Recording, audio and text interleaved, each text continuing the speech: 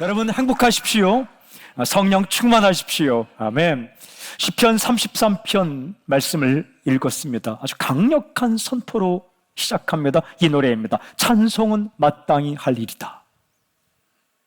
1절, 너희 의인들아 여호와를 즐거워하라. 찬송은 정직한 자들이 마땅히 할 바로다. 의인들이란 말이 나옵니다.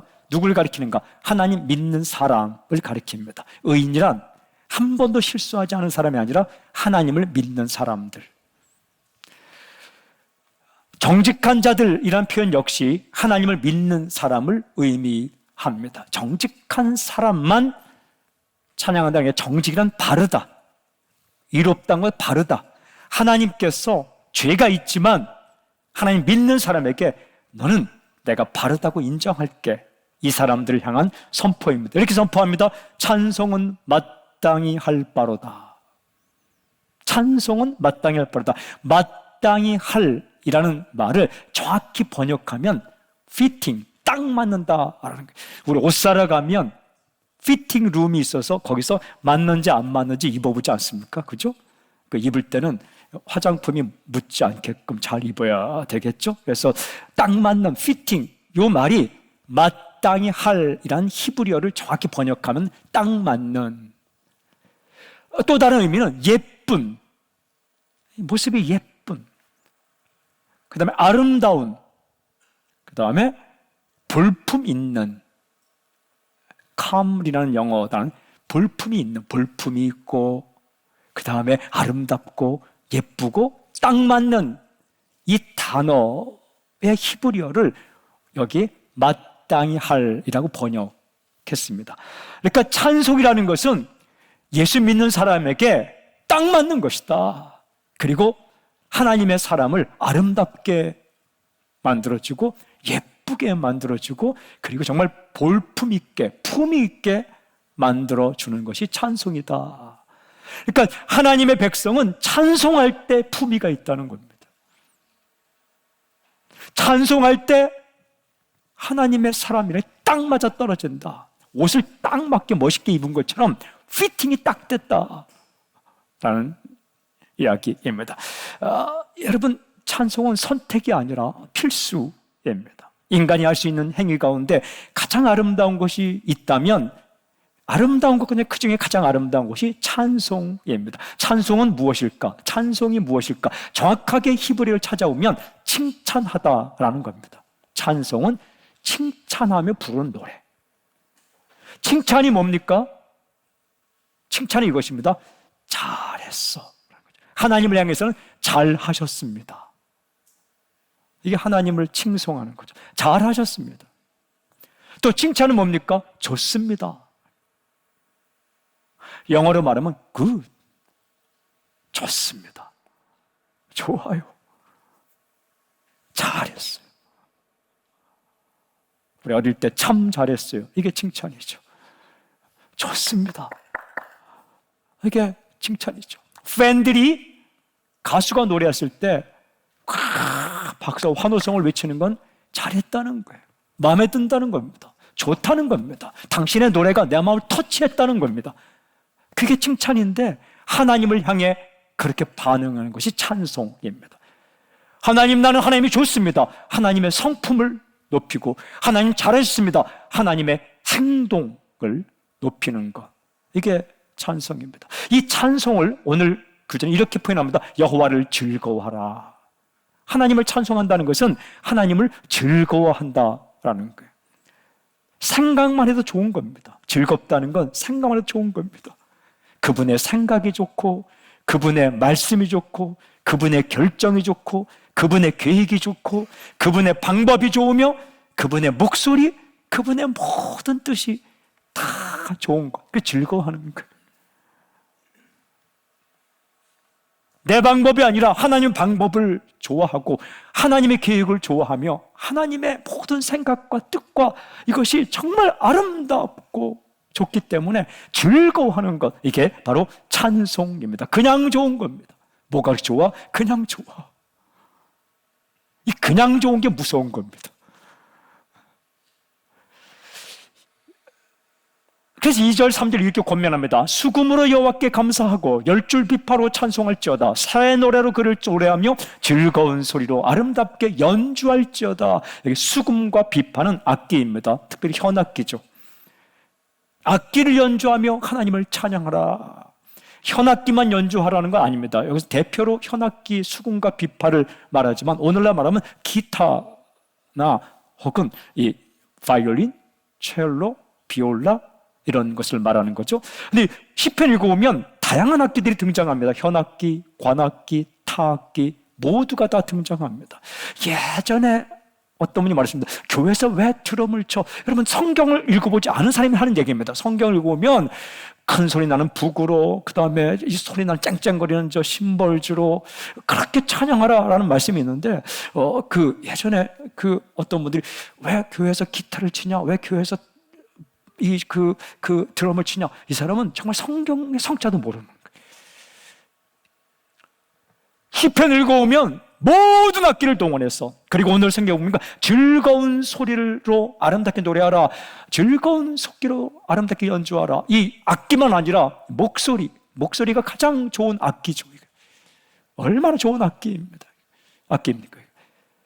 목소리와 또 성경에 다른 곳에 보면 춤추며 찬양하라.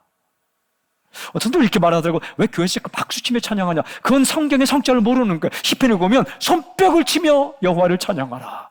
손뼉을 치며. 저는 그 말씀을 읽은 다음에 손뼉 칠 때 정말 크게 칩니다. 20명의 손뼉을 커버할 수 있는 소리로 쳤습니다. 제가 한센병으로 고생하는 사람들 가서 찬양하는 걸 봤는데요, 그분들은 손가락이 없죠. 이렇게. 근데 손뼉을 빡빡 치는데 그게 뼈가 부딪히는 소리더라고요. 살이 부딪히는 소리 같고, 이게 그러니까 뼈가 부딪히면서 찬양하는데 엄청 감동. 손뼉을 치며 춤을 추며 악기를 연주하며, 무슨 뜻입니까? 모든 걸 다 동원해서, 전심을 다 동원해서 춤추며 노래하라. 그런데 3절에 보니까 새 노래로 그를 노래하며, 새 노래로 하나님을 노래하라.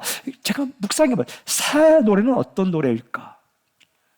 뉴송, 새 노래는 어떤 노래일까? 매일 다른 노래를 불러야 한다는 것일까? 궁금해서 여러 책들에 기록된 설명을 다 찾아보았습니다. 그리고 개인적으로 기도하며 묵상했습니다. 도대체 새 노래로 노래한다는 것은 무슨 뜻일까? 여러분, 물론 계속해서 새로운 곡을 작곡하고 그 곡으로 노래하는 것, 이거 아름다운 일입니다. 멈춰서는 안 될 것입니다. 우리가 계속해서 작곡을 하고 새로운 노래로 시대에 맞게끔, 상황에 맞게끔 노래하는 곡을 이 땅 가득히 채우는 것, 그것은 계속해야 될 아름다운 행동입니다. 멈춰서는 안 되는 것이죠. 하지만 우리는 이미 작곡된 곡들을 반복해서 부르기도 합니다. 아주 예전에 부르던 익숙한 찬송을 하기도 하는데, 그 익숙한 찬송이 참 좋을 때가 많습니다. 그건 헛노래일까? 어떤 곡은 내가 매번 부를 때마다 은혜가 됩니다. 대중가에 18번이 있는 것처럼 어떤 사람에게는 정말 그 찬양이 있는 거죠. 제가 존경하는 허영조 목사님이 돌아가셨을 때 마지막 장례 예배를 치르는데 버뜩 든 생각이, 돌아가셨지만 살아있는 거다, 천국에. 그래서 그분이 생전에 불렀던 독창이 있을까?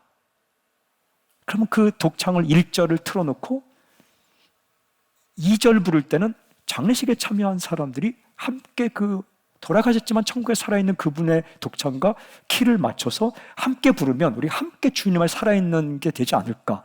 그래서 예배 인도를 갔다가 한 몇십 분 남았길래 막 튀어 올라가갖고 인터넷 서핑하기 시작했습니다. 생전에 불렀던 독창곡이 있을까.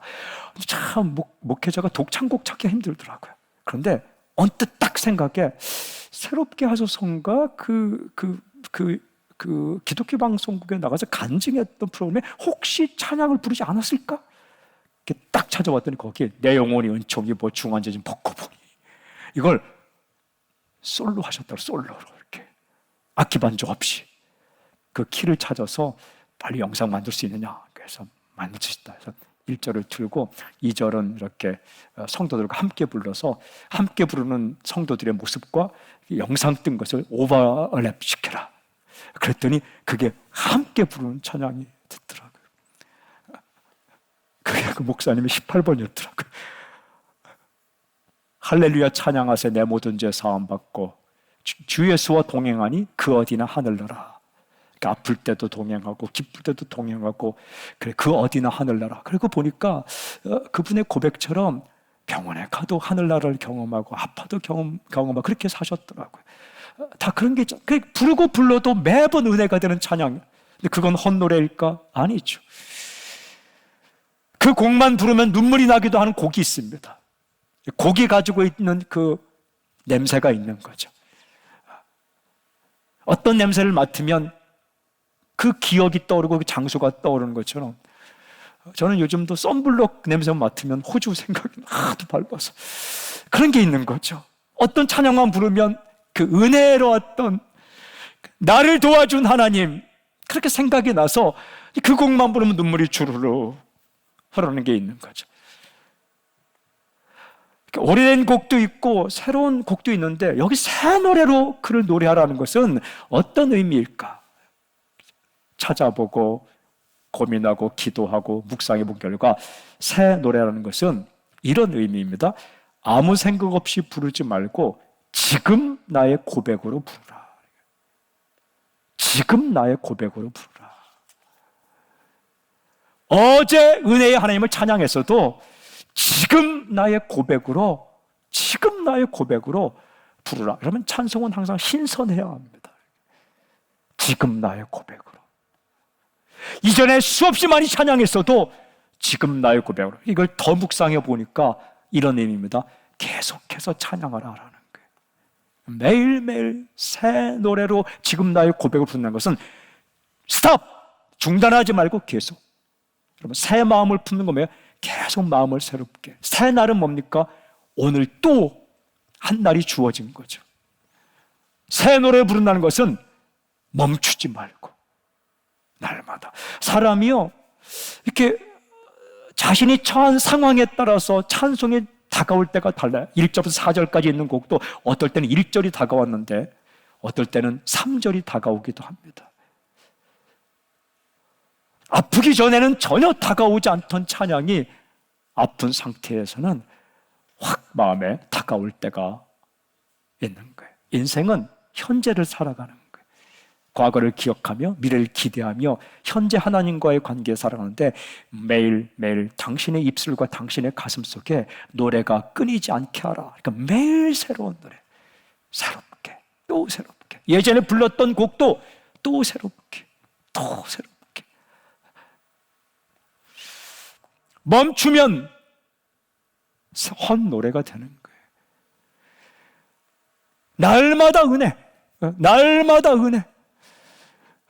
이렇게 노래하고 있습니다. 찬송은 마땅히 할 일이다. 저는 이 노래가 하도 좋아서 오늘 설교 제목으로 정했습니다. 찬송은 마땅히 할 일이다. 찬송은 나에게 딱 맞는 옷이다. 그리고 나를 아름답게 만들어주는 옷이다. 나를 예쁘게 만들어주는 옷이다. 나를 볼품있게 만들어주는 옷이 찬송이다. 그러니까 어떤 성도의 입술 가운데 찬양이 있다면 그는 정말 품이 있는 성도인 거예요. 아름다운 성도입니다. 공동체에 찬양이 가득하면 아름다운 공동체입니다. 볼품 있는 공동체입니다. 정말 하나님의 사람이라는, 하나님의 교회라는 그 명칭에 딱 걸맞는 공동체입니다. 우리가 주일날 와서 몇 가지 합니다. 저희에게는 딱 4가지 합니다. 찬양, 기도, 말씀, 축복. 그 외에는 하나님을 찬양하고 하나님께 기도하고 말씀 듣고 그리고 서로 축복하고. 광고도 그 안에 들어가 있는 겁니다. 러비에서 우리가 나누는 토스트도 그 안에 있는 겁니다. 서로 축복하며 하나님께 축복하는. 근데 그 중에 찬양, 다른 게 다 중요하지만 어찌 보면 천지 만물을 지으신 하나님을 높여드리는 것, 이것이 예배 가운데 클라이막스예요.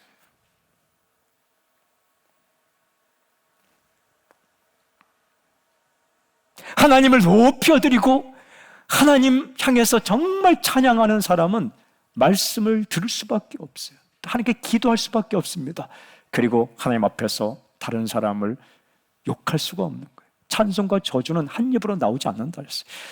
찬양이 살아나게 되면 축복, 사람을 향해 또 축복하게 되는 거죠. 질문이 있어요. 왜 찬송해야 하는가라는 겁니다. 왜 찬송해야 하는가? 아주 중요한 노래가 이어서 나옵니다.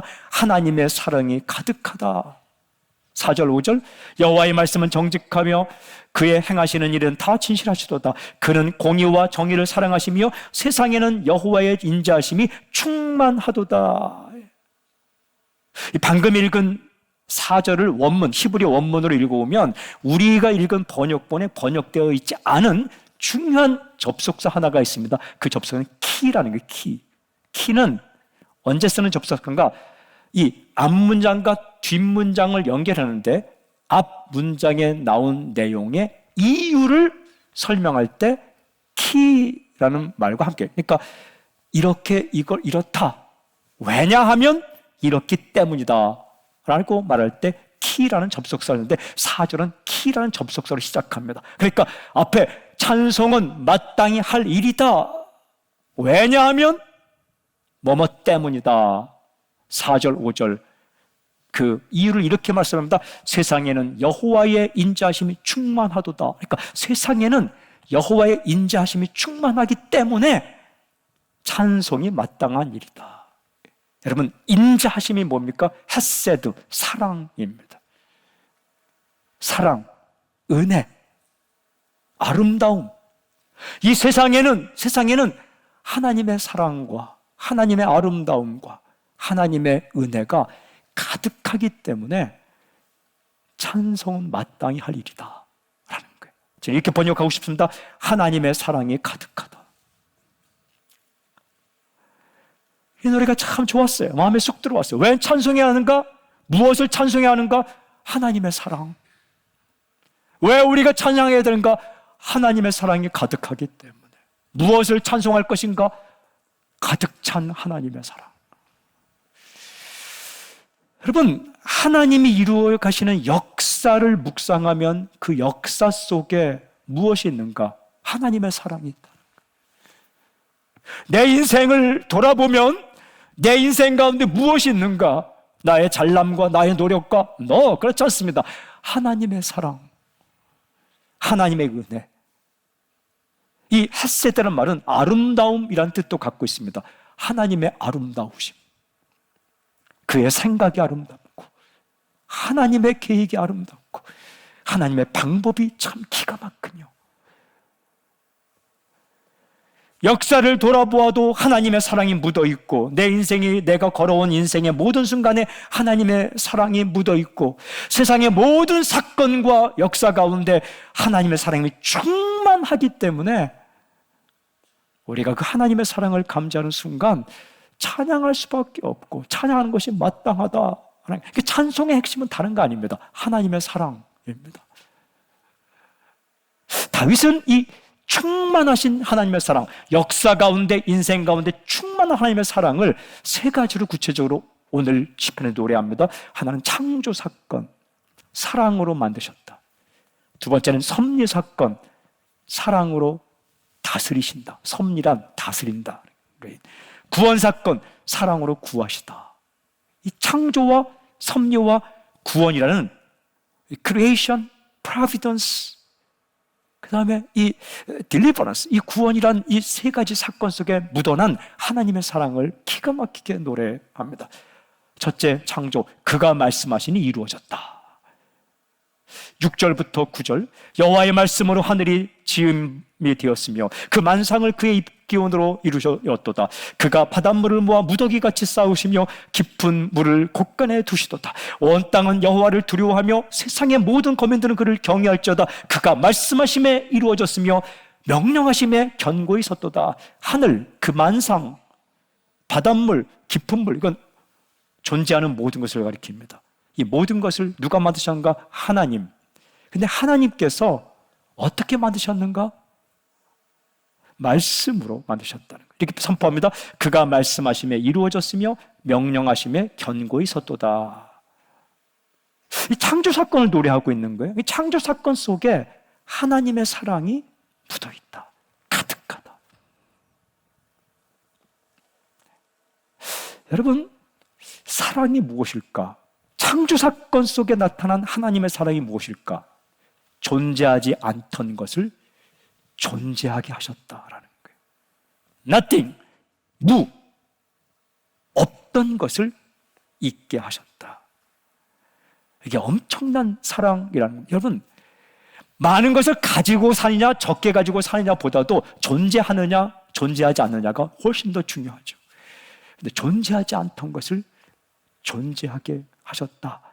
그런데 존재하지 않던 것을 존재 있게 만드셨는데 그냥 있게 한 게 아니라 서로 다른 모습으로 나와 다른 사람이 구별되게 독특한 존재로 하나밖에 없는 존재로 각자 다르게 다양하게 만드셨다. 창세기를 보면 말씀하시니 있었고 있게 했다는 거예요. 또 하나는 있었는데 그 종류대로 만드셨다. 이게 사랑이라는 거예요. 여러분, 당신이 이 땅에 없었는데 당신이란 존재가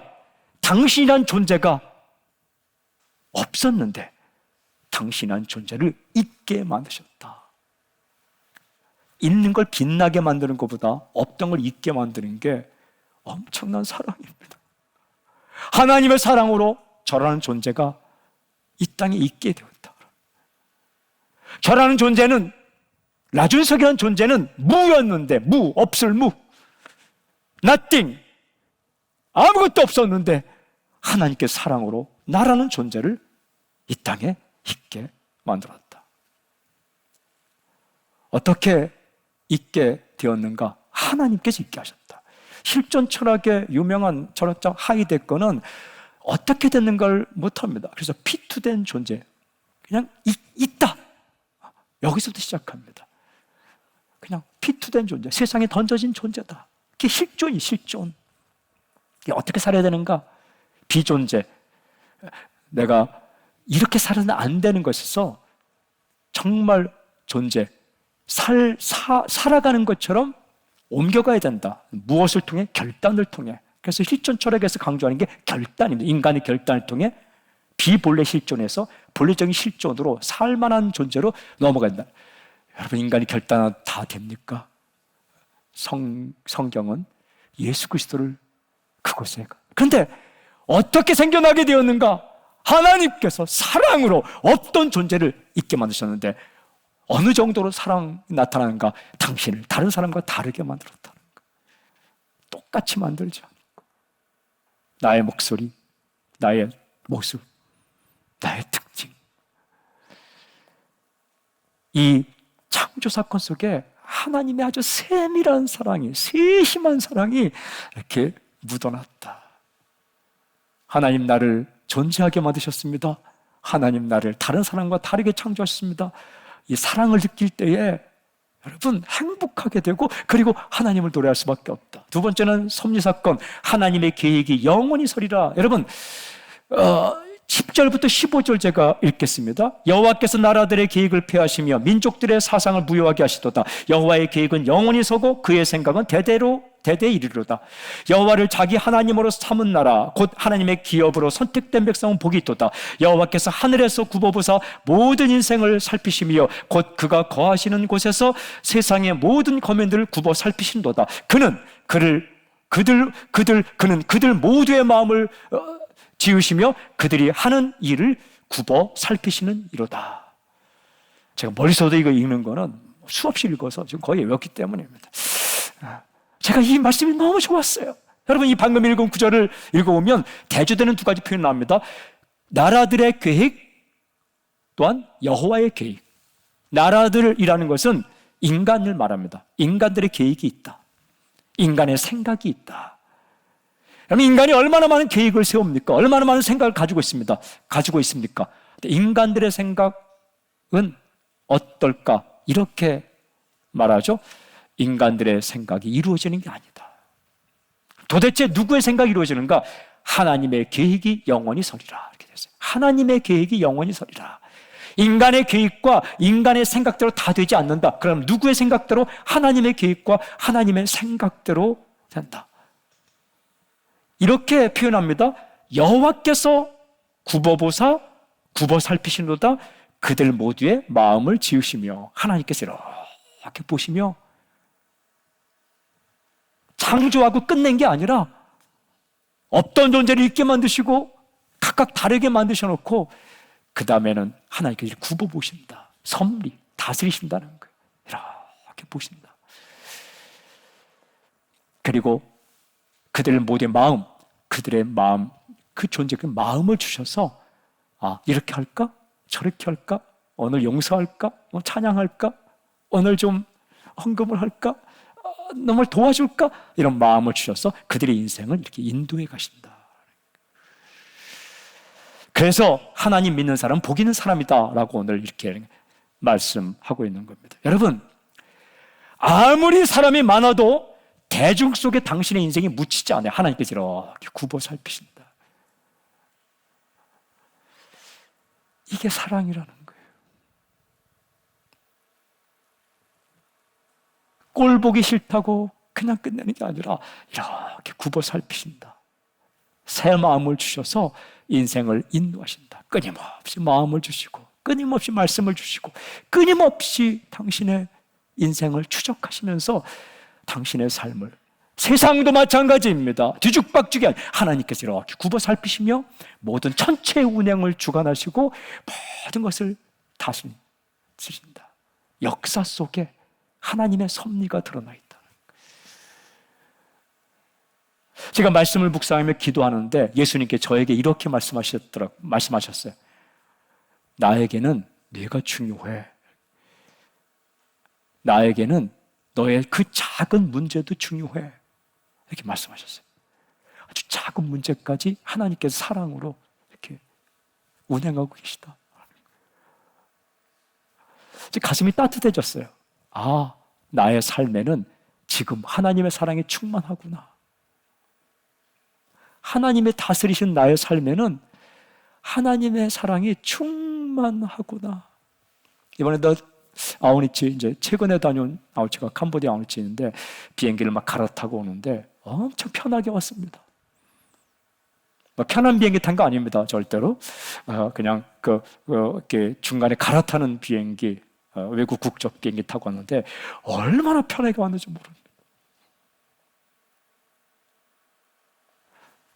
그 캄보디아 집회를 이렇게 생각하면서 또 주일날 이 설교 준비해놓고 주일날 만나게 될 우리 성도님들 얼굴을 생각하면서 그 착한 성도님들 이렇게 눈 뚫어지게 바라보는 그 우리 성도님들 생각하면 가는 비행기에서 막 또 설교 준비하고 호텔에서 막 설교 준비하고 오면서 또 설교 준비하고 하면서 얼마나 룰루랄라 쌀국수도 먹고 막 젤리도 먹고 하면서 정말 슬리퍼 신고 캄보디아 바지 딱 입고 백팩 메고 서울 딱 왔는데 지하철을 타고 우리 또 집까지 타고 왔는데 슬리퍼 신고 세수도 안 했죠. 하지만 룰루랄라 갈아타고 그 팽으로 이게 한순간 하나님께서 작은 문제까지 내면 제 인생을 주관하게 된 사실. 여러분, 그 섭리 가운데 드러나는 하나님의 사랑. 오늘 어떻게 인도하실까? 하나님은 사랑으로 인도하신다는 거예요. 당신을 바라볼 때에 사랑으로 당신의 인생을 인도한다는 거예요. 좀 좋지 않게 보는 일도 다 뜻이 있기 때문에, 하나님의 계획이 있기 때문에, 하나님의 생각이 있기 때문에 그렇게 인도하시는 것이지, 당신을 미워해서 망가뜨리려고 하는 게 아니다. 이 인생 가운데 묻어난 하나님의 사랑을 느끼면 찬양할 수밖에 없다는 거예요. 또 하나는 구원 사건. 어떻게? 이렇게 노래하죠. 건지시며 살리신다. 하나님의 구원을 노래합니다. 16절 19절 많은 군대로 구원 얻은 왕이 없으며 용사가 힘이 세어도 스스로 구원하지 못하는도다. 구원하는 데에 군마는 헛되며 군대가 많다 하여도 능히 구하지 못하는도다. 여호와는 그를 경외하는 자 곧 그의 인자심을 바라는 자를 살피사 그들의 영혼을 사망에서 건지시며 그들이 굶주릴 때에 그들을 살리시는도다. 아멘. 할렐루야. 많은 군대, 용사, 굶마, 엄청난 힘을 말하는 겁니다. 근데 많은 군대, 용사, 군마, 전쟁에 쓰는 말이죠. 이들이 어떻게 한다고요? 헛되며 능히 구하지 못하는도다. 결국 그것이 우리를 구하는 게 아니다. 그러나 하나님은 이렇게 노래합니다. 사망에서 건지시며 살리시는도다. 누가 내 인생을 구할 수 있는가? 하나님. 낭만과 절망과 한숨 속에 있을 때 누가 나를 건져낼 수 있는가? 하나님. 죽음 가운데 있을 때 누가 나를 건져낼 수 있는가? 하나님. 우리를 모든 죄에서 건져내시고 죽음에서 건져내신 하나님, 이 구원의 하나님. 여러분, 그 안에 무엇이 나타나 있는가? 하나님의 사랑이에요. 배신한 인간을 포기하지 않고 사랑하신 하나님. 배반한 인간을 끝내버리지 않고 끈질기게 다시 살 기회를 주신 하나님. 그 다시 살 기회가 예수 그리스도예요. 누구를 구해 주시는가? 오늘 이렇게 됐어요. 그의 인자하심을 바라는 자. 그냥 다른 거 아니고 그의 인자하심을 바라는 자. 인자하심은 사랑이죠. 하나님의 사랑을 바라는 자. 하나님의 사랑을 그냥 바라는 자. 그 한 가지만으로 조건 다른 거 다 없어요. 그냥 하나님의 사랑을 바란다는 그 한 가지만으로 그 사람을 구해 주시고 살려 주시고 오늘 굶주림에서 먹여주신다는 것은 우리가 마음이 굶주리고 영혼이 굶주리고 육신도 양식도 마찬가지예요. 관계가 굶주릴 때 하나님이 찾아오셔서 우리를 배부르게 채워주신다. 줄이고 목마른 자에게, 갈급한 자에게, 갈망하는 자에게 채워주시는. 기독교는 비움의 종교가 아니에요. 비워야 하나니라. 뭘 비워요? 하나님의 사랑이 채워질 때 불순물이 나가는 거예요. 여러분들이 뭘 얼마나 내려놔야 하나님께서 내게 부어주실 때 그냥 그 사랑을 받고 아멘 하고 주 앞에 엎드려 하나님의 사랑을 노래한다. 창조사건 속에 하나님의 사랑이 묻어있고 섭리, 지금 다스림 속에 내 인생 가운데 하나님의 사랑이 묻어있고 내가 구원받고 다시 살아나는 사건 속에 하나님의 사랑이 이렇게 노래하는 거야. 하나님의 사랑이 가득하다. 하나님의 사랑이 가득하다. 그 찬양하는 거야. 그걸 찬양하는 거예요. 마지막 질문. 제가 이 질문하게 됐어요. 하나님의 사랑을 느끼고 하나님의 사랑을 찬양하는 사람은 어떤 인생을 살아갈까요? 도대체 어떤 인생을 살아갑니까? 하나님? 그럼 하나님께서 돈을 줄 거야. 이렇게 하면 좀 좋잖아요. 그죠? 한 번도 아프지 않을 거야. 그런데 이 시편을 다시 읽어보니까 하나님의 사랑을 경험하며 새 노래로 하나님을 찬양하는 사람은 이런 인생을 살더라고요. 마지막 이런 노래. 주님의 사랑을 우리에게 베푸소서. 이게 사랑을 맛본 자는 사랑을 구하게 되더라고요. 마지막 20절, 21절, 20절, 22절. 우리 영혼이 여호와를 바라며 그는 우리의 도움과 방패시로다. 우리 마음이 그를 즐거워하며 우리가 그의 성을 의지하였기 때문이로다. 여호와여, 우리가 주께 바라는 대로 주의 인자하심을 우리에게 베푸소서. 마지막 노래가 주의 인자하심을 베푸소서. 이거 이렇게 번역할 수 있습니다. 주님의 사랑을 우리에게 베푸소서. 이게 찬송의 클라이막스예요. 하나님의 사랑을 느끼고 하나님의 사랑을 찬양하는 사람은 뭘 구하게 되느냐? 사랑을 구하게 되는 거예요. 여러분, 사랑을 맛본 자는 사랑을 구합니다. 돈을 맛본 자는 돈을 구하고, 폭력의 기쁨을 맛본 자는 폭력을 구하는 거고, 하나님의 사랑을 맛본 자는 하나님의 사랑을 구하는 거예요. 하나님의 선하심 맛본 자는 하나님의 선하심을 구하는 거예요. 사람도 그렇잖아요. 밥을 맛있게 먹었다고 감탄하고 있는 사람에게 어떻게 합니까? 더 맛있는 밥을 줘요. 여러분, 하나님의 사랑을 찬양하고 하나님의 사랑을 찬양하고 그리고 하나님의 사랑을 구하는 자에게 하나님은 무엇을 보여주실까? 또 하나님의 사랑을 보여주는 거예요. 밥을 맛있게, 정말 맛있게 먹었어요. 맛있게 먹었어요. 그러면 더 해주고 싶잖아요. 저는 식당 가서 밥을 맛있게 먹었습니다. 정말 맛있게 그러면 반찬이 더 나옵니다. 여러분, 다 그런 거예요. 여행을 정말 즐겁게 했어요 라고 말하면 여행 보내주고 싶은 거예요. 여러분, 이야기를 즐겁게 듣고 있는 자에게는 이야기를 더 들려주고 싶은 거예요. 그 성도들이 열심히 설교를 들으면 자꾸 설교가 길어질 수 있는데 저는 그렇게 하지 않게 오늘 끝납니다. 그런데 하나님도 마찬가지예요. 하나님도 찬양할 때요, 성도들이 막 찬양하면 끝내기가 정말 어려워요. 근데 하나님도 마찬가지예요. 하나님의 사랑을 정말 느끼며 나를 존재케 하신 하나님, 나를 다른 사람과 다르게 만드신 하나님, 내 인생을 다스리는 하나님, 나를 구원하신 하나님, 하나님의 사랑을 찬양하는 사람은 하나님의 사랑을 구하게 돼요. 더 하나님의 사랑을 경험케 해주죠. 그러면 하나님은 더 사랑을 부어주세요. 네가 나의 사랑을 그렇게 노래해? 더 부어주고 더 세밀하게 계속해서 하나님의 사랑을 구하게 되고 하나님의 사랑을 경험하고, 이게 하나님의 사랑을 찬양하는 사람이 누리는 복이에요. 사랑하는 여러분, 세상을 바라보며 당신의 인생을 바라보며 하나님의 사랑을 충만하게 경험할 수 있기를 주님을 선포합니다. 하나님의 사랑을 구할 때 더 충만한, 그래서 새 노래로 끊임없이 하나님을 높이며 나아갈 때 모든 묶였던 사슬이 풀려지고 근심과 낭만과 절망과 한숨과 미움과 모든 악한 생각들이 끊어지며 하나님의 나라가 당신 가운데 임하며 하나님의 나라가 당신 가정 가운데 임하며 하나님의 나라가 교회 가운데 임하는 놀라운 역사를 경험하기를 주님 선포합니다. 여러분, 오늘 이 노래, 시편 32 이 노래, 찬송은 마땅히 할 일이다. 이 노래가 오늘 당신의 노래가 될지어다. 할렐루야. 당신의 찬양이 새 노래가 될지어다. 찬양받기 합당한 주님을 찬양합니다. 아멘. 하나님의 사랑을 찬양합니다. 하나님의 사랑을 높여드립니다. 할렐루야. 아멘.